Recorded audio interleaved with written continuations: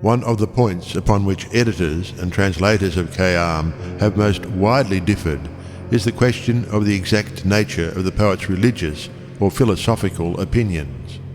We have seen, by the extract from the Tariq-ul-Hukmah, that, although he heaped ridicule upon the Sufis of his time and unsparingly exposed their hypocrisy and pretentiousness, he was nevertheless claimed as an affiliate or co-religionist by succeeding generations of that sect, which is still influential in modern Persia, and some editors, such as Monsieur Nicolas, who is manifestly, however, in this case, the mere mouthpiece of the Persian Sufi friend or friends who assisted him in translating and annotating the Rubaiyat, do not hesitate, at the present day, to ascribe to all his poems a mystical meaning accommodated to the Sufi canon, and to pass over, without notice,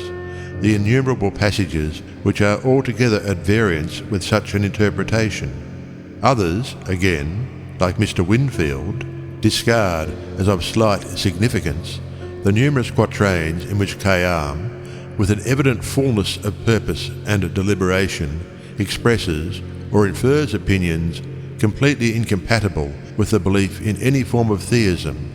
and magnifying the importance of such passages as can, by any possibility, be twisted into an expression of conformity to revealed religion, insist upon the theory that the poet was in reality essentially a believer in the Semitic doctrine of the existence of a personal God, creator, and governor of all things. Mr. Fitzgerald, in his preface to the second edition, published in 1868, of his Rubaiyat of Omar Khayyam, with excellent judgment and critical sense, altogether repudiated the absurd imputation to Khayyam of those Sufi opinions of which he seems indeed to have been a principal opponent. And we have already seen that El-Kifti, in the passage above quoted, explicitly denies that his poems were susceptible of the mystical interpretation which the men of the cloak sought to place upon them. On the other hand, the opinion expressed of the poet's life and character by the same writer, and fully corroborated by other Oriental historians and biographers, who agree in declaring that he was of ill repute, neik nam nebud, literally, was not of good name, and that he was inclined to revolt against authority, mel bir begi bud, that is, to heterodoxy and religious nonconformity, and accuse him of a form of rationalism, Felsefet, that is, philosophy, in the sense of free thinking or infidelity, derived from the study of the old Greek writers, in whose law he was the foremost scholar of his day, is, in itself, sufficient to negative the hypothesis of his belief in Semitic theism, without the necessity of referring to the many prominent passages in which he heaps ridicule upon the theocratic idea.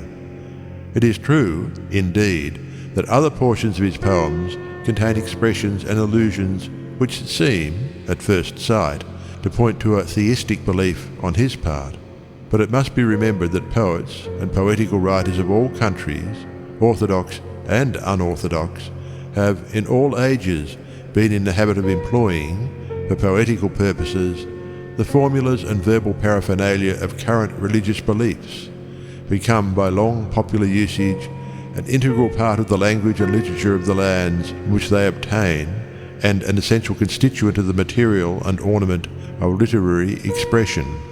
In Muslim countries, in particular, the language and phraseology of the Quran, upon which it must be remembered that the whole formal scheme of Arabic grammar and philology is founded, and which may literally be said to form the essential basis of Muslim culture, are the very essence and foundation of the popular, the literary, and the scientific, no less than of the religious, speech of all Mohammedan peoples, and affect and colour the everyday life of all classes in a far greater degree than do those of the Bible among Christians. And the use, therefore, of Quranic and traditional formulas and phrases is no more a proof of orthodoxy on the part of an Oriental writer than is a similar employment of biblical language with ourselves. No one, for instance, would think of ascribing orthodox sentiments to Alfred de Musset or Heine, of all modern poets, perhaps most like Khayyam, because of their perpetual appeals to Le Bon Dieu or Der Lieber Gott, or of claiming Mr. Swinburne as a formal believer in Christianity because he wrote his magnificent litany, or because, like all of those post-Jacobean English poets who are worth the name, his poems are full of the music and the colour of that incomparable authorised version, which forms, with the plays of Shakespeare, the main heritage and chief glory of English literature. To the poet, his office is not the scientific demonstration of philosophical truth, but the presentation of abstract ideas in a concrete form of the phenomena of experience. The popular conception of a personal deity, to whom may be ascribed the goods, and who may be blamed for the ills of existence, is, in the plastic sense, as indispensable a part of the means and material of his art as are sun, stars and moon, sea and sky, spring and summer, flowers and trees. Because poetry deals not alone with that which is ideally good and true, but with humanity, its ideas, its opinions, and especially its feelings, right and wrong, good and bad, as a whole, holding nothing human alien from itself, neither making that unclean which the spirit of ideality hath cleansed, and the errors and delusions of mankind are therefore as much and as necessary a constituent of its machinery as their virtues and their certitudes. Khayyam, again, continually uses the technical terms of the Sufis, such as, for example, tariq, path, niyaz, desire, need, supplication, etc., husur, presence, haqiqat, certainty, etc., etc. But the Sufi terminology, like that of every metaphysical system of wide dissemination, was, and still is, the common property of Oriental writers, and its use for literary purposes in no way attests the affiliation of the user to the sect whose language he borrows. Moreover, our poet, for the most part, uses the phrases and turns of speech he borrows from both sources, Sufi and Mohammedan, in an obviously satirical or poetical sense, and where it would seem that he does so literally and sincerely, this, to my mind, is due not to his belief in the doctrines of the religious or metaphysical systems of whose terminology he avails himself, but to the fact that his own religious and philosophical creed was derived, in common with the latter, although in a purer, more direct and less sophisticated form, from a far older and remoter source, the fount and origin of all the various metaphysical systems which have ministered to the ideal needs of the human race, to wit, the first of all world scriptures, the Vedas, the Bible of that primeval Aryan race to which the world owes its highest development. The religion of the western or southern branch of the great Aryan family, that is, that by which India and Persia were colonized, was originally a simple but elevated form of pantheism, based upon the belief in a supreme impersonal entity, or rather essence of life, from which the world and all existing things proceeded, and symbolized by the reverence or worship of the elemental powers of nature, and, in particular, of light and fire, as the noblest and most venerable of natural forces. The doctrines of this religion are contained in the 4 Vedas, or books, which are collections of hymns in praise of the deified forces of nature, of ritual and liturgical directions, and of mythological narratives and legends. They are generally allowed to be the oldest literary work in existence, and their origin is, indeed, lost in the dark backward and abysm of time, although they are conjectured by Sanskrit scholars to have been collected and written down, in the form in which they have reached us, during the conquest by the Hindu branch of the Aryans of the Punjab and northern India generally. The oldest and most important of the 4 books is the Rig Veda, or Book of Praise, consisting of over 1,000 hymns of nature worship. It is supposed, from internal evidence, to have been composed before the invention of writing,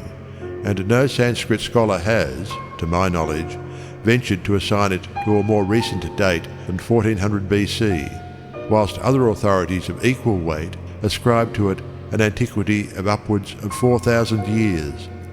To the original ritual or poetical nucleus of the Vedas were from time to time added what were called Brahmanas and Sutras, being aphoristic, exegetic, argumentative and legendary commentaries upon the mantras or hymns, and bearing much the same relation to them as the epistolary part of the New Testament does to the Psalms and the prophetic books of the Hebrew Bible. And the whole was in process of time crowned by the addition of a number of explanatory philosophical treatises called the Upanishads or Sessions, also the Vedantas or final parts of the Vedas, whence the Vedantic system, expounding, classifying and illustrating the dogmas and teachings of the Vedas and evolving from their primitive poetry of natural religion a definite theosophical system called the Vedantic philosophy, which is conjectured to have been first promulgated about 800 years before our era and has been justly described as the sublimest and most exalted product of human speculation as applied to the consideration of the problems of existence. It is difficult, in the small space which is all that can here be devoted to the subject, to give any adequate idea of the singularly subtle purport and comprehensive scope of this primeval pantheism, which is still, after so many ages, the creed of hundreds of millions of human beings of all orders of intellect, and which offers to a large majority of the highest intelligences of the modern world the only satisfactory explanation or suggestion of explanation of the enigmas of life. My long thought, as Khayyam himself says, I cannot tell briefly. But it will suffice, for the present purpose, to set out, in as few words as possible, the nature of its principal tenets, which are, first and foremost, the belief in one universal and impersonal essence of life, present in all things, the least as well as the greatest, in the soul as in the sun, without beginning or ending, that is, Brahman, neuter, not to be confounded with the god Brahma or Brahman, masculine, or with the name of the sacerdotal class, otherwise the undifferentiated self. Over this impersonal self, which is the basis of all existence, and which is the one reality among all unrealities, and being an elusive projection therefrom, is woven, like a veil, the Maya or world figment, all things other than the self being a mere illusion of the senses, due to ignorance, which ceases when one has learned to know that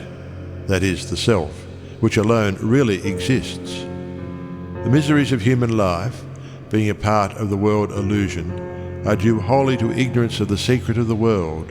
and ignorance, the outwards visible sign of which is belief in duality, that is, the separation of subject and object, me and not me, and the consideration of the rest of existing things as distinct and different from oneself. And the deliverance from this ignorance and misery, and incidentally, from the ever-renascent woes of metempsychosis, the identification of which by Schopenhauer with the will to be is one of the capital spiritual events of the 19th century, is to be achieved by the acquisition of knowledge. This latter is to be attained only by withdrawal from the world and repudiation of all its illusory goods and needs, by purging the heart of desire, by self-severance from all the phantasmagoric bonds and attachments of social life and family, and self-devotion to mystic contemplation, which will, gradually, lead the perfected sage to the knowledge of unity, that is, the all and only important fact that all things are one in the undifferenced self, and consequent absorption in that self, which is the sole thing perdurable among all the things that endure not. This acceptance of the doctrine of the unity of life in everything naturally leads the Vedantist to the adoption of Mitleid, or sympathy with all things, high and low. One of the chief tenets of his religion is a practice of tenderness towards all forms of sentient life, and what necessarily follows upon this practice, and that of detachment from the world, the observance of the strictest principles of natural morality, of truth, continence, disinterestedness, contentment, and purity of body and soul. Gods and religions are on this side of the evolution of the self,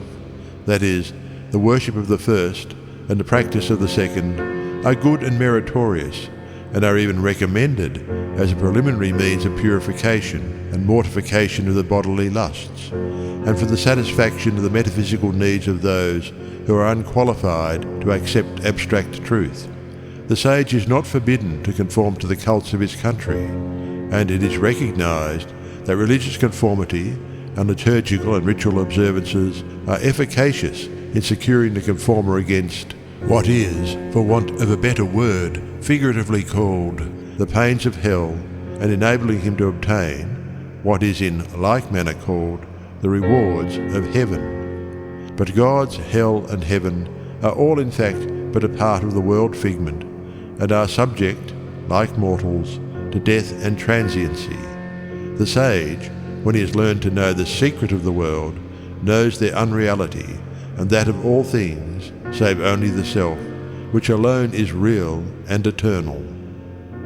The division of the great Aryan family, which produced the Vedas, and which is known by Sanskrit scholars as the Western or Southern division, is recorded to have, at the time of leaving its ancestral home among the Pamir plateaus, separated into two portions, identical in language, religious belief, and general racial and social characteristics, one of which, the Indic, crossed the Himalayas and conquered India, whilst the other, the Iranic, colonized Persia, which was named from them the land of Iran or Ariana. Khorasan, the ancient Nishapour, was the very centre and focus of the Aryan settlement, and its old capital, now Nishapour, originally known as Iran Shihar, or the city of the Aryans, is fabled to have been founded by the kings of the Jemshidite family, the first great dynasty of the invading race, who long occupied it as their seat of power. Khorasan has always been regarded as that part of Persia in which the Aryan civilization longest subsisted in its original vivacity, making it the central point of Iranian, and indeed, for a long period, of Oriental culture generally. It was called by its Aryan settlers the New Aryavarta, or Land of the Aryans, in memory of their original home in farthest northwest Asia, and many traces of the manners, customs and habits of the invading race, such in particular as the peculiar feudal system established by the latter, survived there till a comparatively modern period. The inhabitants of Khorasan, and especially of the northwest portion, the ancient Nisaean fields, in which Nishapour is situate, were the most tenacious and successful of all the Persians in defending their ancient liberties and religion against the invading Turanian and Semitic hordes which overran the rest of Iran, and they were, in particular, the most pertinacious in refusing to exchange the ancient Vedic religion for the debased compromise between the latter and the theistic ideas of Semitic and Aramaean origin, which had found their way into the empire in consequence of the conquests of the great Cyrus, known as Zoroastrianism. The religion of Zoroaster, though installed in the reign of Darius Hystaspes about 500 BC as the state creed of the empire,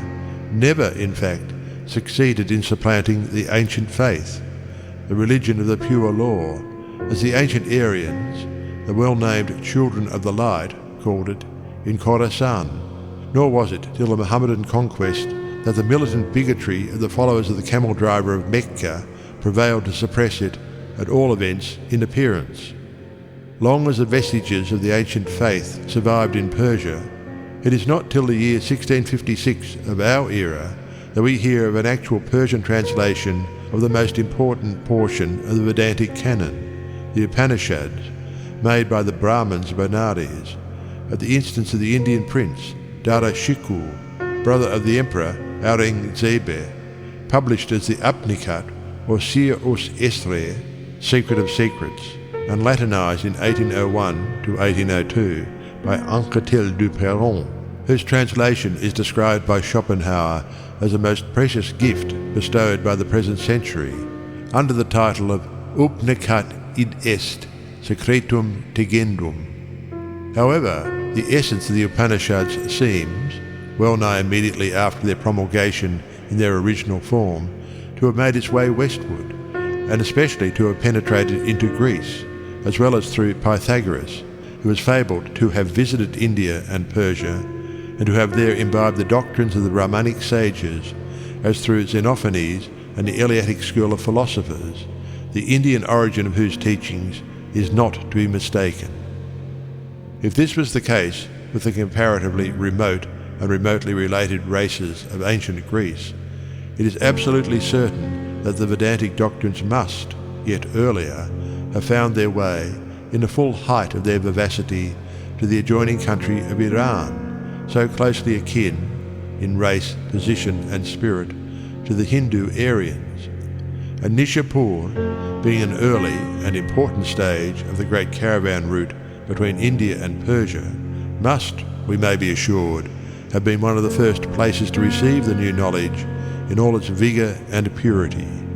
That this was the case, and that the Vedantic philosophy must have found congenial soil and struck deep root in the minds of the Iranians, is evident from the number of pantheistic sects,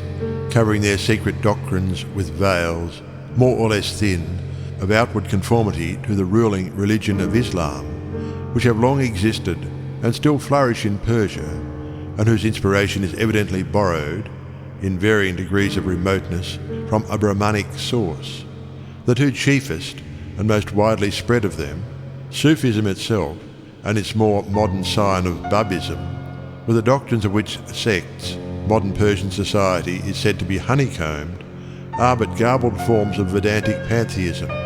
hopelessly corrupted and despoiled of its pristine significance by the extravagant and unphilosophical attempt to accommodate it to the canon of the Mohammedan creed,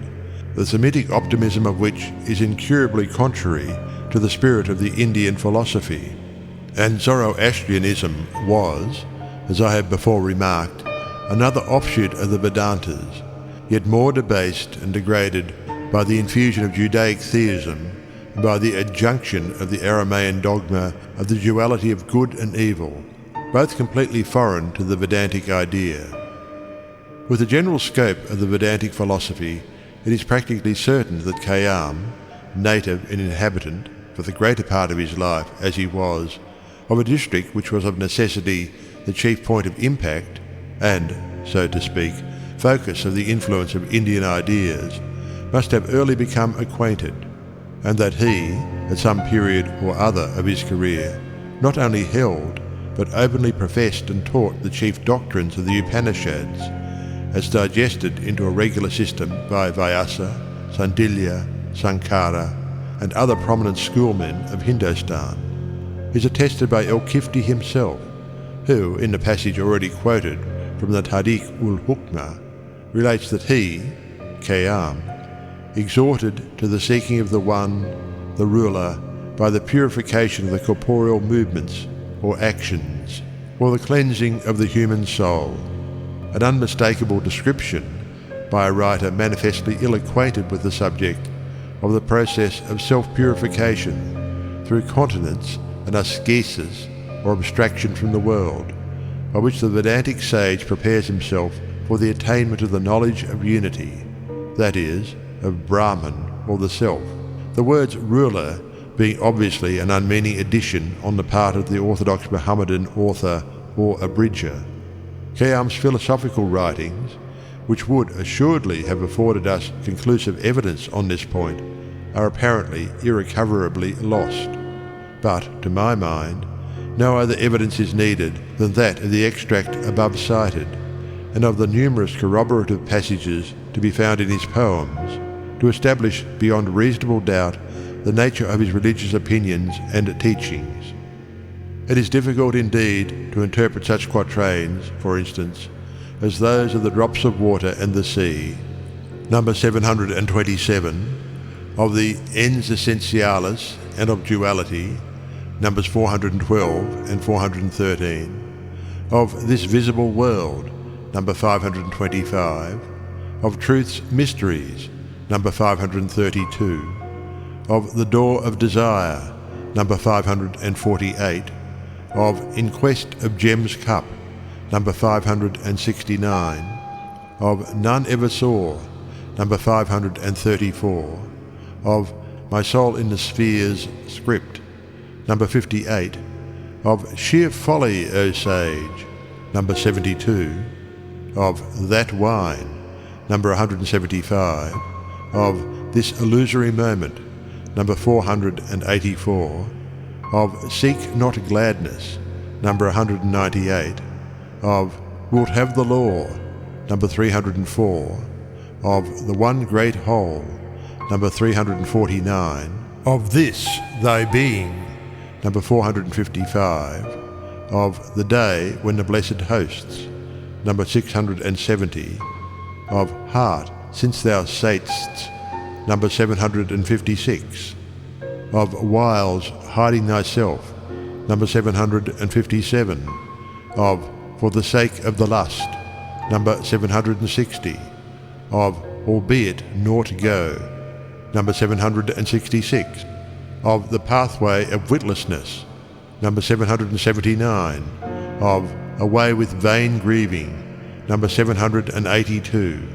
of This World's But a Breath, number 803, of For the Wine Cup and Ruby Lips, number 807,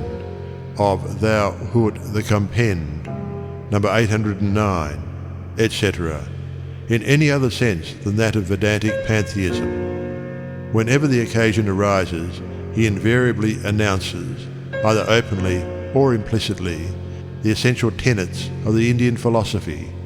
including the doctrine of metempsychosis,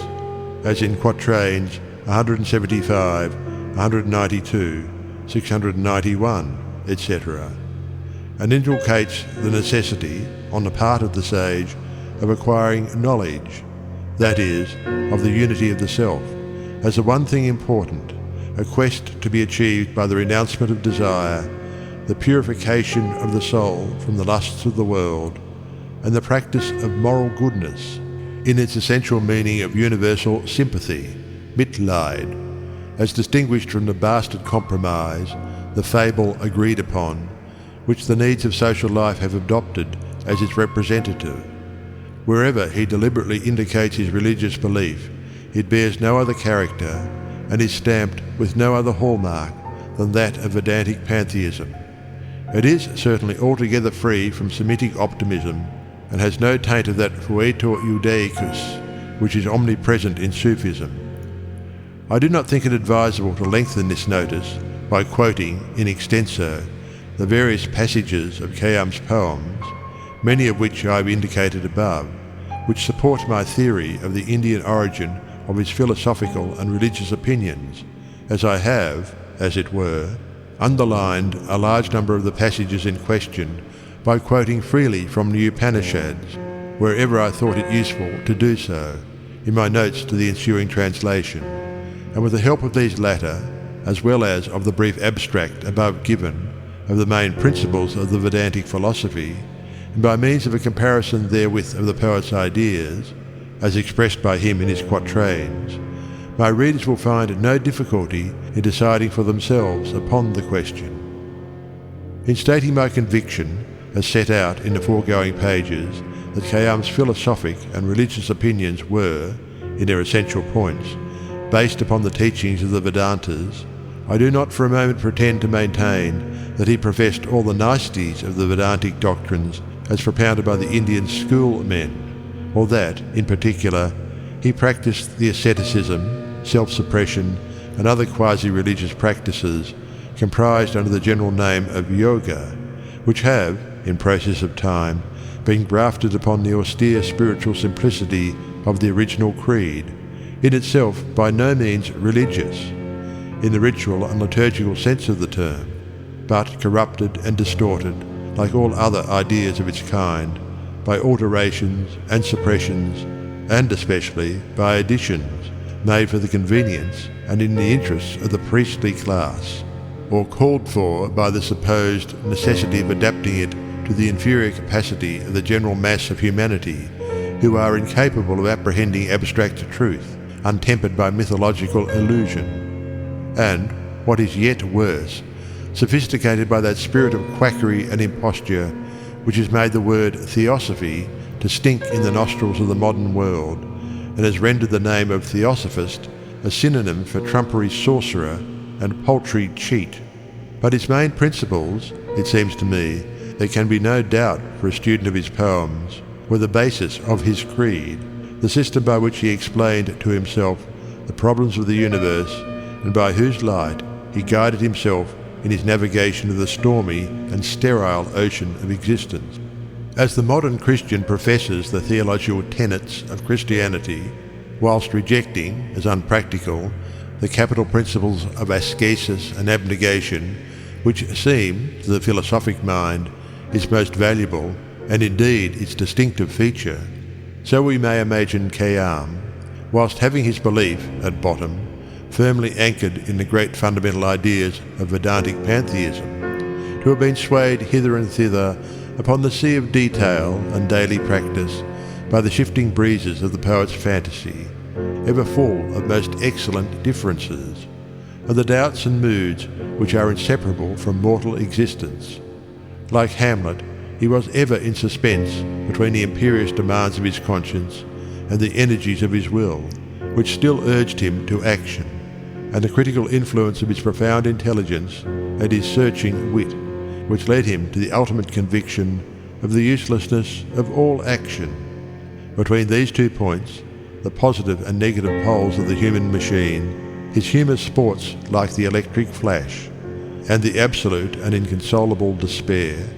which underlies his clamorous Epicureanism and his satirical extravagance, is only made more poignant by the play of that tragic power of laughter, which was so prominent a feature of his nature, and which is seldom absent from the greatest intelligences. Nor can one sum up his character, as it manifests itself to us from the pages of the only work, his Quatrains, which he seems to have cared to preserve for posterity, more tersely or more aptly than in the pregnant words with which the greatest critic the world has ever known apostrophises his intellectual brother, the Prince of Denmark. Toi, le vêtis de la vie, c'est le rêve d'une ombre. D'où vient-on? Où va-t-on? Pourquoi naître? Pourquoi mourir? Ces allées, ces venues, ces entrées, ces sorties qui signifient tout cela? Est-ce une tragédie? Est-ce une farce? L'univers n'est-il que le cauchemar d'un Dieu malade, le déliré de l'éternité ivre d'infini? Au milieu de toutes ces brutes qui se croient des hommes, parce qu'ils ne boutons pas se tiennent sur les pieds de derrière, toi, le seul qui pense, qui a le sentiment de la tranquillité de la vie et qui avance son tremblant sur cette mince lame de rasoir, sur cet imperceptible fil d'araignée qu'on nomme le poison, séant de chaque goutte un gouffre, le passé et l'avenir, l'un qui t'a déjà englouti, l'autre qui t'engloutira demain. Pauvre Khayyam, tu es obligé d'attacher à ta sagesse le goëlo de la folie et de cacher ton inconsolable anxiété sous une bizarrerie apparente.